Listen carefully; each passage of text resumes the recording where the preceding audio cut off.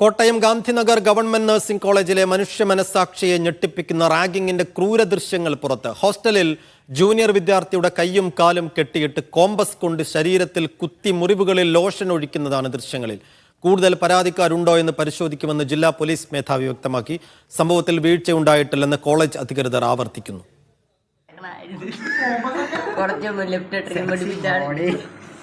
നേരത്തെ തലേന്ന സാധനം വീണേ 1 2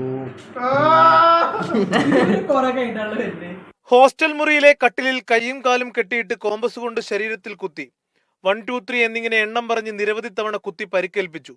മുറിവുകളിൽ ലോഷൻ ഒഴിച്ചു. ഉച്ചത്തിൽ കരയുമ്പോൾ വായിലേക്ക് ക്രീം ഒഴിക്കുന്നതും ചുറ്റും നിന്നവർ ഉറക്കെ ചിരിക്കുന്നതും ദൃശ്യങ്ങളിലുണ്ട്. ഗാന്ധിനഗർ പോലീസ് കോളേജിലെത്തി പ്രിൻസിപ്പലിൽ നിന്നും വിവരങ്ങൾ തേടി. പ്രതികളുടെ മൊബൈൽ ഫോണുകൾ ശാസ്ത്രീയ പരിശോധനയ്ക്ക് അയച്ചു.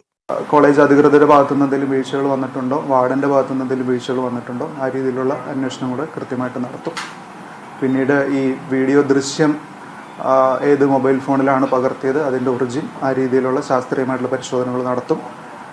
പ്രതികളായിട്ട് പിടിച്ചിരിക്കുന്ന 5 പേരുടെയും ഫോണുകൾ നമ്മൾ കസ്റ്റഡിയിൽ എടുത്തിട്ടുണ്ട്. അത് ശാസ്ത്രീയ പരിശോധനയ്ക്ക് വിധേയമാക്കും. സംഭവത്തിൽ കോളേജ് അധികൃതരുടെ വിശദീകരണം ഇങ്ങനെയാണ്.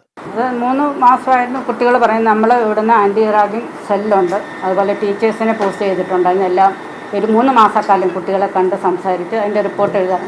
അപ്പോഴൊന്നും ഈ കുട്ടികൾ ആരും ഒരു സംഭവം പറഞ്ഞിട്ടില്ല. നമ്മൾ അതുപോലെ വീട്ടുകാരോട് പോലും പറഞ്ഞിട്ടില്ല. അറസ്റ്റിലായ 5 പ്രതികളും ജുഡീഷ്യൽ കസ്റ്റഡിയിലാണ്. ആവശ്യമെങ്കിൽ കൂടുതൽ കേസെടുത്ത് പ്രതികളെ കസ്റ്റഡിയിൽ വാങ്ങി വിശദമായി ചോദ്യം ചെയ്യും.